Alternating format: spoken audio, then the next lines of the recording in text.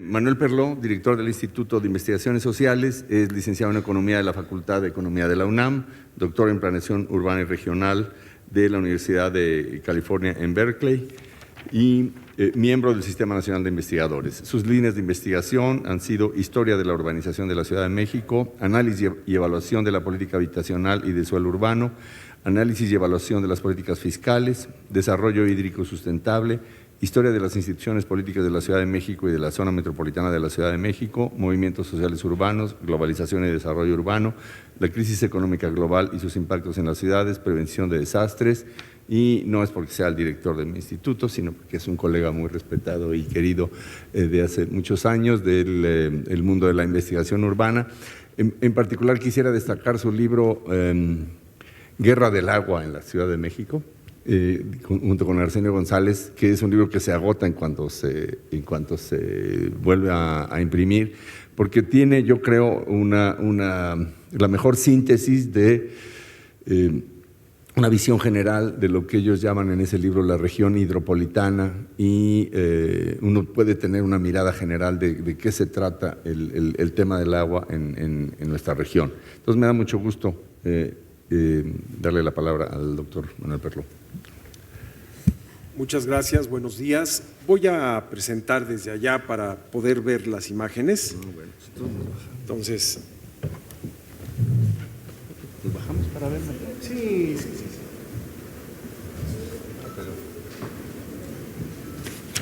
Con mi papelito.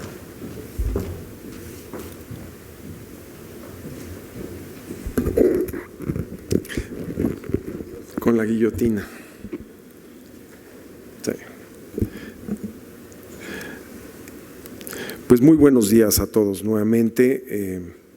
Me da mucho gusto estar en este seminario. Quiero agradecerle al doctor Antonio Azuela por esta invitación. No solamente me permitió estar en la parte de protocolo en la inauguración del mismo, sino finalmente me invita como investigador, que es lo que soy, o trato de ser, ¿verdad? Entonces, gracias Antonio y a todos los organizadores por esta invitación.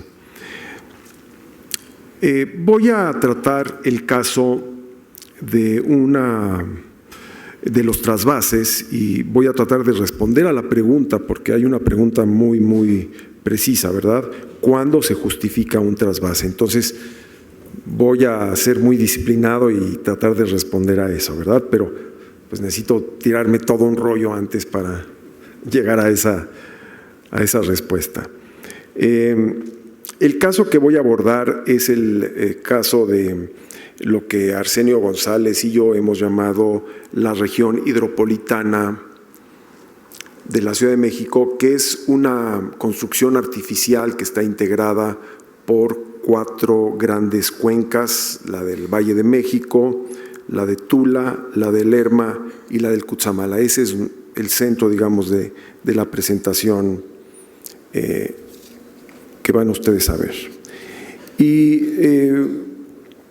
al estudiar el tema de los trasvases, pues la primera pregunta que surge es ¿qué es un trasvase? ¿No? Entonces me fui, como nos enseñaron en la escuela, ya ahora ya no se hace tanto porque la gente se va a Wikipedia, pero nosotros nos íbamos a la Real Academia de la Lengua, ¿verdad?, que nos ilustrara sobre lo que era el significado de las palabras, ¿verdad?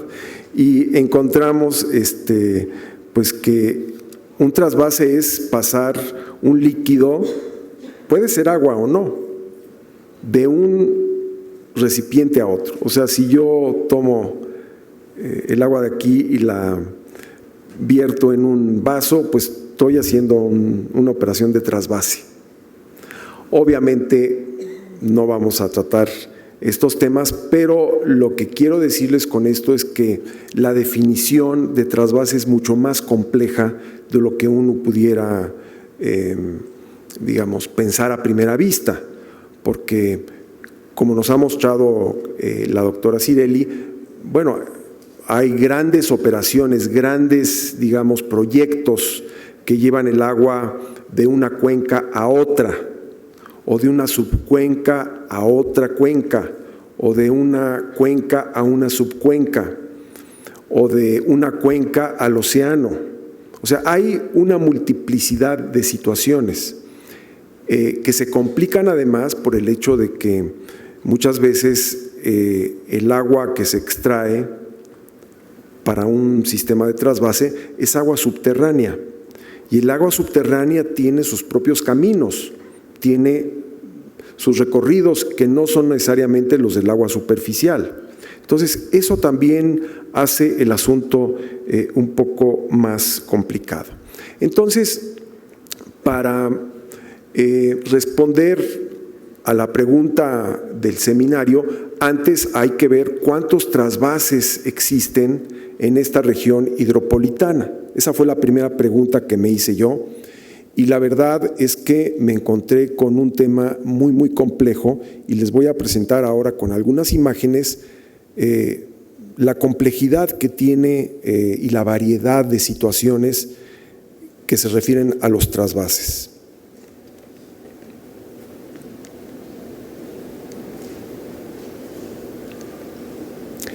El primer trasvase del que tenemos memoria, aunque esta es una edificación colonial, ustedes muchos lo reconocerán, es el acueducto de Chapultepec, pero el original es una construcción mexica, es una construcción, no porque ya es el acueducto colonial, pero como todos sabemos por las descripciones que nos hicieron Hernán Cortés y Bernal Díaz del Castillo, pues había un acueducto muy bien construido que diseñó el gran ingeniero Netzahualcóyotl, ingeniero, poeta, etcétera, etcétera. Se los diseñó a los mexicas, sus aliados, que traía el agua desde los manantiales de Chapultepec hasta Tenochtitlan. Y ese es el primer trasvase del que tenemos registro en la Cuenca de México, en esta región hidropolitana. Posteriormente, pues se va a seguir trayendo agua de Chapultepec, ya en la época colonial.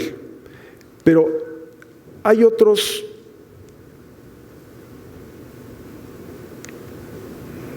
Este es la fuente de Tlaxpana, destruida lamentablemente. Fíjense la maravilla que se destruyó. Esta comunicaba al acueducto de Santa Fe con la Ciudad de México. Y esta fuente extraordinaria, maravillosa, se destruyó, se perdió. No hace tanto tiempo, es decir, un poco más de un siglo. Esta traía agua desde Santa Fe hasta la Ciudad de México también. Y aquí, a lo mejor alguien puede decir, bueno, aquí está el Tajo de Nochistongo, primero el túnel y luego el Tajo a cielo abierto, este famoso desagüe que construyó Enrico Martínez a principios del siglo XVII para salvar a la Ciudad de México de las inundaciones. Y uno puede preguntarse, bueno, ¿por qué está aquí un desagüe? Y la pregunta es, ¿y por qué no? Un desagüe también es un trasvase, es llevar agua de un lugar en donde hay en exceso y llevársela a otro lugar.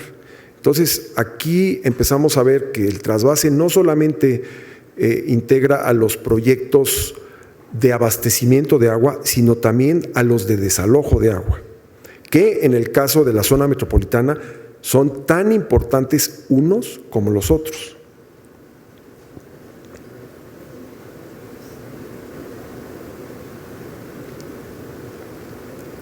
Este es el desagüe del Valle de México construido durante los gobiernos de Porfirio Díaz. Aquí están los portales de salida, o sea, ya al final de los 47.5 kilómetros de canal, el agua llega aquí y sale y se va a otra cuenca. Una cuenca que además va a tener comunicación con varios ríos, con el río Tula, el río Moctezuma, se va a unir al Pánuco y va a desembocar finalmente hasta el Golfo de México. O sea que el agua de la Cuenca de México, desde 1900, bueno, y desde antes, desde el Tajo de Nochistongo, llegaba a otras cuencas y ya a partir de 1900 claramente llegaba hasta el Golfo de México.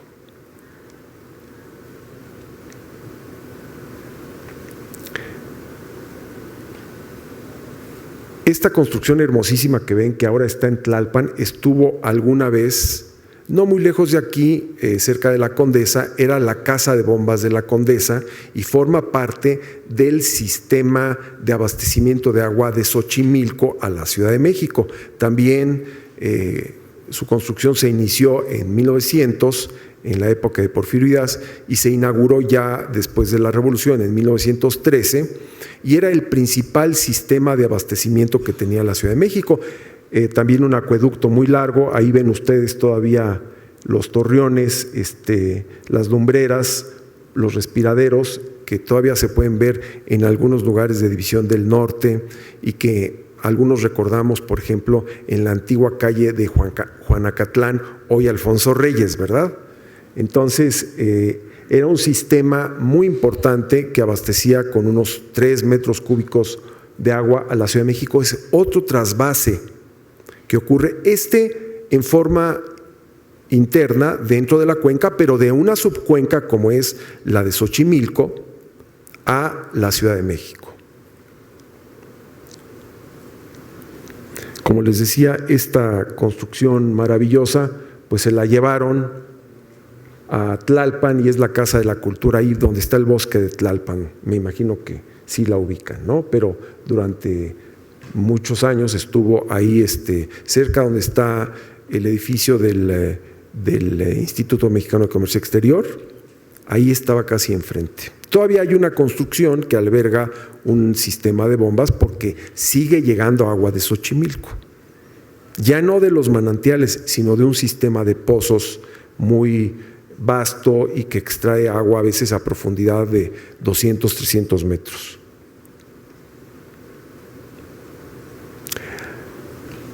Conforme vamos avanzando en el siglo, encontramos otros sistemas de trasvase, tanto internos de la cuenca como externos.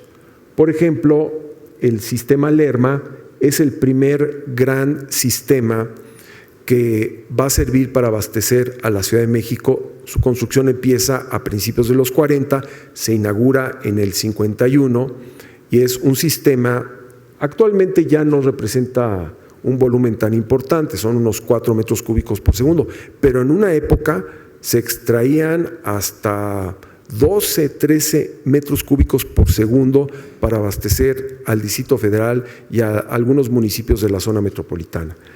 Pero en realidad hay otros trasvases dentro de la cuenca igualmente importantes.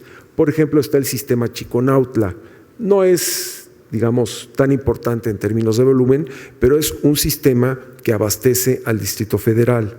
Está también el sistema La Caldera, que proporciona agua de Chalco, que por eso se ha hundido, porque se extrae mucha agua y entonces Chalco se ha ido hundiendo y el canal de la compañía pues queda en alto y cuando ocurre un deslave, algún problema, la ruptura de parte del bordo, pues entonces Chalco se inunda con 3, 4 metros de aguas negras, ¿verdad?, que vienen de este canal de la compañía. Hay otros trasvases, por ejemplo, menos conocidos, como el del río Magdalena, que aporta 1 metro cúbico a la Ciudad de México, pero es toda una subcuenca que abastece a distintas zonas del sur de la Ciudad de México. Y tenemos el sistema Barrientos, que aporta una cantidad también importante de agua, de 2.3 a 3 metros cúbicos por segundo, que se ubica en el Estado de México y que también abastece al Distrito Federal. Entonces tenemos ciudades o tenemos regiones político-administrativas como el Distrito Federal que recibe fundamentalmente el agua de trasvases que están ubicados no únicamente fuera de la cuenca, sino dentro de la cuenca y de fuera de la cuenca. El sistema más importante, como todos sabemos, es el Cutzamala, que es un sistema que empieza a construirse a finales de los años 70, se inaugura a principios de los 80 y pues es el sistema, digamos, más complejo, más costoso y que más volumen aporta a toda la zona metropolitana.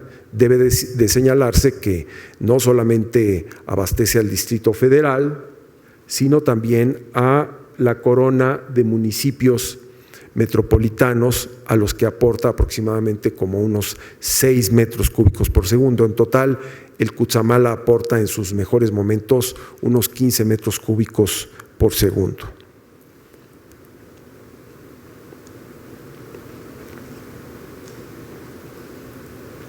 Este es el Cutzamala, digamos, visto en un gráfico con su sistema de presas, las 7 presas que lo integran y aquí están los túneles, en fin, no nos vamos a detener mucho en esto, pero es sin duda el sistema más grande de toda esta región hidropolitana.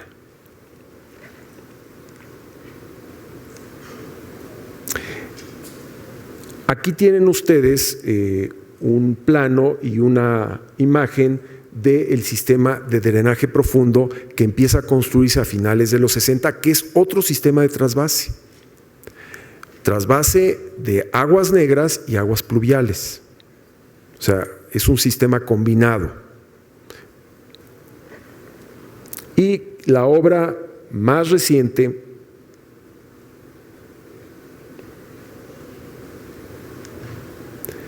es el túnel emisor oriente, que está en proceso de construcción, que es digamos, brazo paralelo del sistema de drenaje profundo que se encuentra su portal, digamos, de entrada en Ecatepec y que va a aparecer hasta el estado de Hidalgo, donde se están construyendo unas plantas de tratamiento de aguas residuales muy importantes. Este es el último sistema de trasvase importante en proceso de construcción y va a representar una salida de un volumen muy importante de agua de lluvia y también de aguas negras.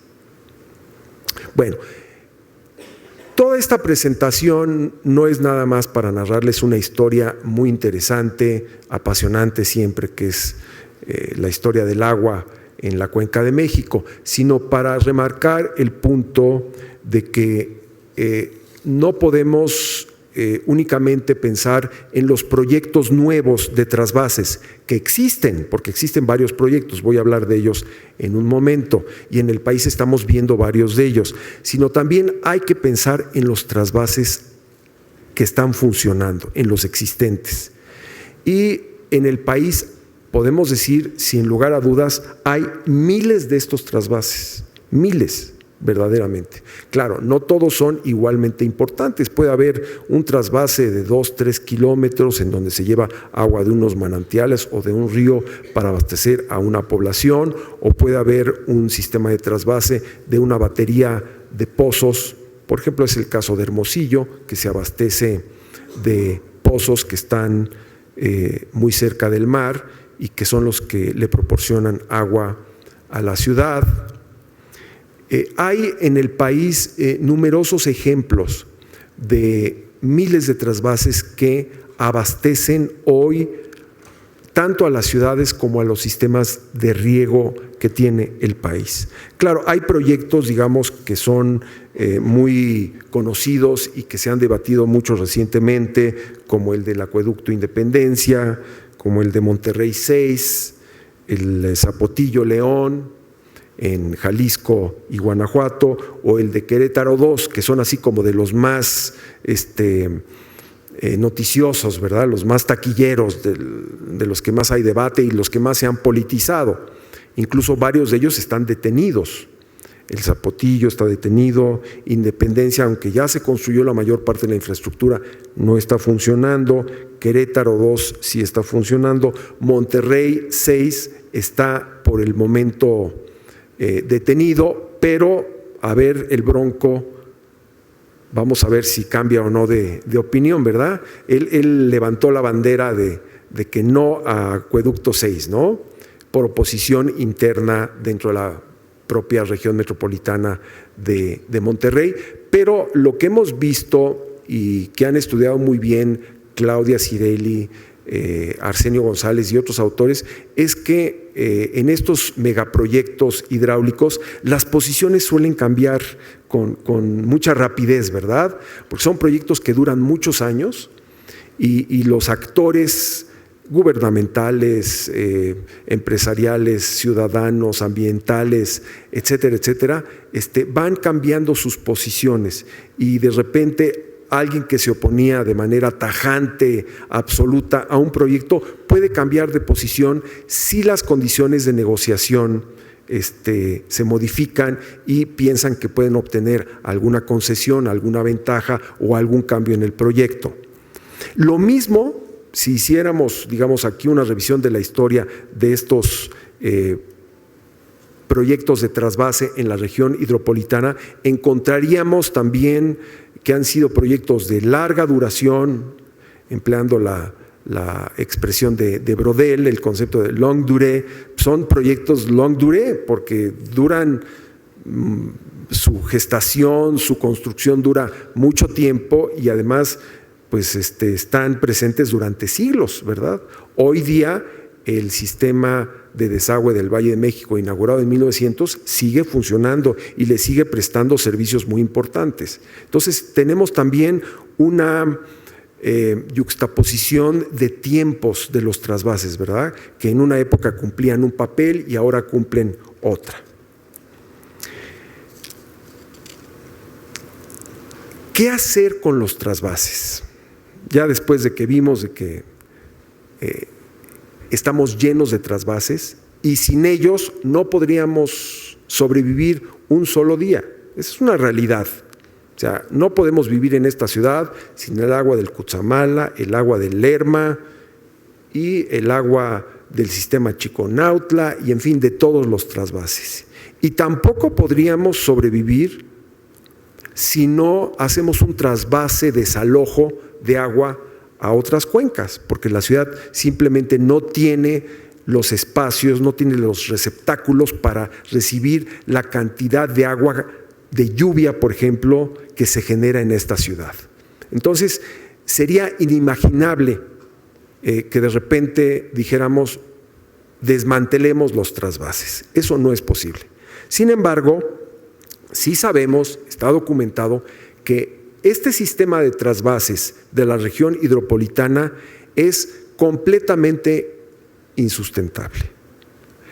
¿Qué quiere decir esto? Que a largo plazo no puede mantenerse, que a largo plazo, sobre todo, las fuentes de abastecimiento se están perdiendo, se están agotando, se están degradando y en un plazo de 20, 30, 40, 50 años, muchas de estas fuentes van a desaparecer y no van a ser realmente alternativa para la Ciudad de México. Por eso es que incluso hoy día se está buscando hacer un trasvase de las profundidades, ¿verdad? A 2,000 metros de la superficie hay perforaciones, todos lo han visto en la prensa, pozos que se están perforando en el oriente de la cuenca para encontrar agua a esa profundidad, a 2,000 metros, y ya se encontró agua a 2,000 metros. Además, esta predicción teórica que hacían muchos ingenieros de la UNAM de que había grandes acuíferos, pero grandes acuíferos a enormes profundidades, pues ya se encontró que efectivamente es cierta. Entonces se está buscando trasvasar agua de las profundidades, al mismo tiempo que hay otros proyectos, por ejemplo, para traer agua, lo vamos a ver en un momento, de el Tecolutla, de la Macusac y de la cuenca de Tula, que curiosamente se ha creado un acuífero en la cuenca de Tula por el trasvase de desalojo de agua de la Ciudad de México hacia el estado de Hidalgo. Es un fenómeno realmente. Hemos inventado unas cosas en México realmente sorprendentes, ¿no? Crear un acuífero a partir de un desagüe. Bueno, pues se creó un acuífero después de 100 años de que circuló por ahí el agua, una parte se infiltró y parece que el acuífero además no es de mala calidad. Entonces ya se está pensando en traer agua de otros lugares. Pero lo que sí sabemos es que estos trasvases que tenemos generan unos daños ambientales terribles.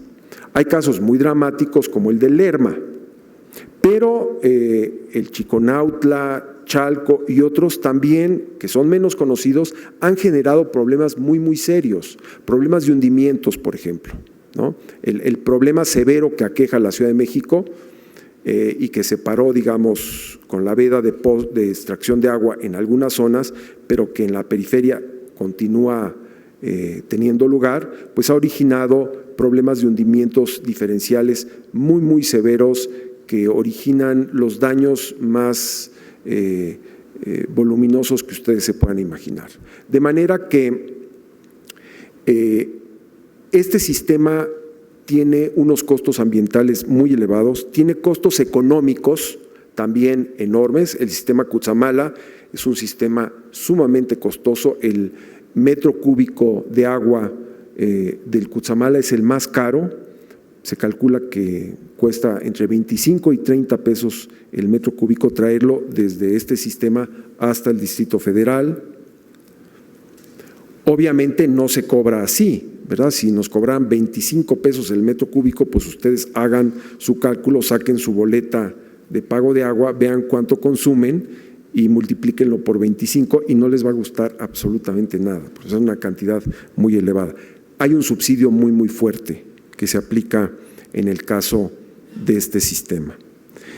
Las consecuencias sociales también son enormes. Piensen ustedes en todos los movimientos que se han dado en el Lerma, el Cutzamala, pero también en otras zonas menos conocidas de la Cuenca de México, donde hay oposición tanto a la extracción de agua y su envío a ciertas zonas urbanas, como a dejar de recibir el agua del drenaje. Uno de los problemas más serios, por ejemplo, para darle mantenimiento al canal del desagüe y al túnel lo constituyen los agricultores que dependen para sus cultivos de la extracción de agua del desagüe y que se oponen a que durante 2 meses se pare una obra y deje de fluir el agua por ahí, porque de ahí dependen para absolutamente todas sus actividades agropecuarias. Entonces hay grandes movilizaciones sociales, políticas, para o luchar contra los trasvases o para obtener una parte de los recursos, como es el caso del Lerma, en donde la población dice, bueno, se van a llevar el agua, pero por lo menos déjenos a nosotros para el consumo humano. Y entonces se ha llegado a un arreglo informal que consiste en no cobrarle el agua a la gente que vive en toda la cuenca del Lerma. Así es como funciona. Pero además hay daños incluso en el patrimonio natural, porque zonas como el Lerma, que era una zona de lagos, de manantiales, lo han estudiado el doctor Tortolero y muchas personas, se han perdido para siempre. Es casi irreversible el daño natural que se ha causado en todas estas regiones, ¿no? Por el trasvase de agua. E incluso en los últimos años hemos visto la aparición de demandas judiciales por daños causados por estos trasvases, como la que vimos en el año 2003, cuando el entonces gobernador Arturo Montiel demandó al gobierno federal y al gobierno del Distrito Federal por daños equivalentes a 40,000 millones de pesos por el trasvase de agua de las cuencas del Lerma y del Cutzamala a la zona metropolitana. Esta demanda se retiró cuando entró como gobernador el actual presidente Enrique Peña Nieto, como que hubo una tregua, pero hubo un momento en el que las relaciones entre el Estado de México, gobierno federal y gobierno del Distrito Federal estaban bastante tensas, como todos ustedes se recordarán. Entonces, ¿qué hacer frente a este panorama en donde los trasvases existentes nos están generando muchísimos problemas? ¿Qué hacemos con eso? ¿No? Bueno, yo creo que una primera acción que debemos tomar es conocer con detalle dónde están estos trasvases, cuáles son las zonas emisoras o las zonas, digamos, de origen del agua, si son superficiales, si son pozos profundos, cuál es la naturaleza, digamos, de la zona que produce el agua y a dónde llega el agua verdaderamente. Si yo les pregunto aquí, ¿de a dónde viene el agua que ustedes utilizan todos los días al abrir la llave o la regadera? No digo la de tomar, porque esa la tomamos de botellitas porque no confiamos en el agua de la llave, ¿verdad? Pero si yo les pregunto, difícilmente alguien aquí me va a poder decir de a dónde viene el agua. Quizá algunos me pueden decir, hay un sistema de pozo muy cerquita de mi casa, sí, pero el grueso de la gente no sabemos de dónde viene el agua. No sabemos si es agua del Lerma, si es agua del Cutzamala, si es agua del Magdalena. Por supuesto, si estamos en el poniente de la ciudad, pues es más probable que sea de esos sistemas. Si estamos en el norte, pues muy posiblemente del Chiconautla, muy posiblemente de la Caldera, en fin. Pero la gente, por ejemplo, de Iztapalapa, pues la gente de Iztapalapa no sabe. Bueno, no, sí tiene, muchos sí tienen, dejen de mala calidad, maloliente y lo que ustedes quieran, pero sí tiene agua.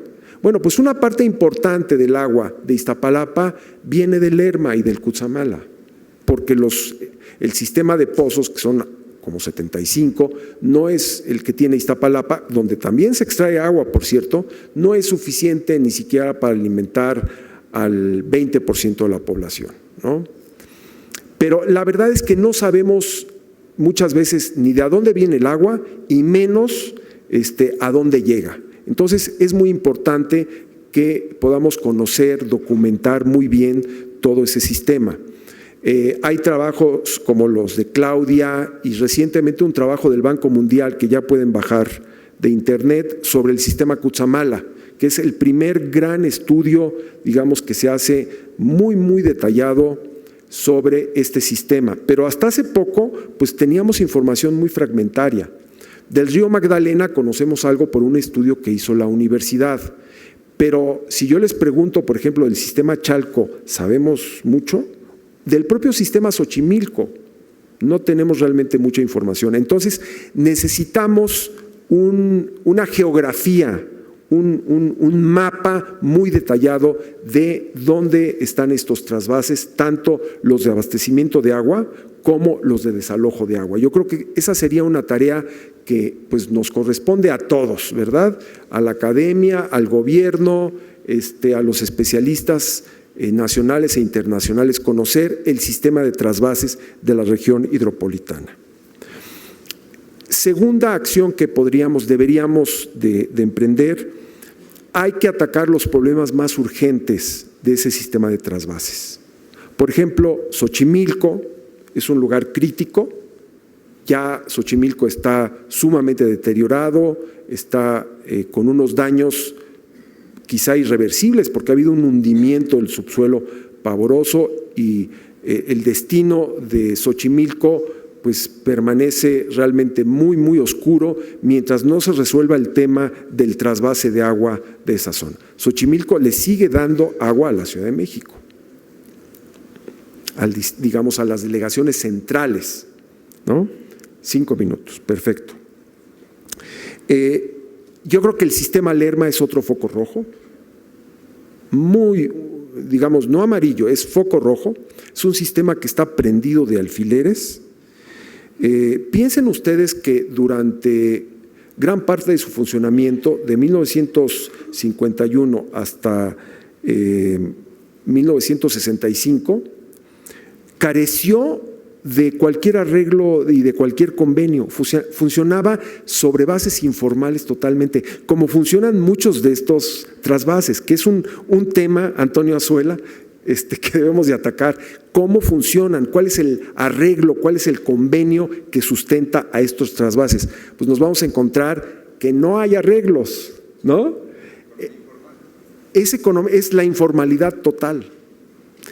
El sistema Lerma, su último convenio es de 1970. Y si ustedes le preguntan a alguien cuáles son las bases jurídicas, las bases los arreglos, digamos, que sustentan ese sistema, nadie lo sabe.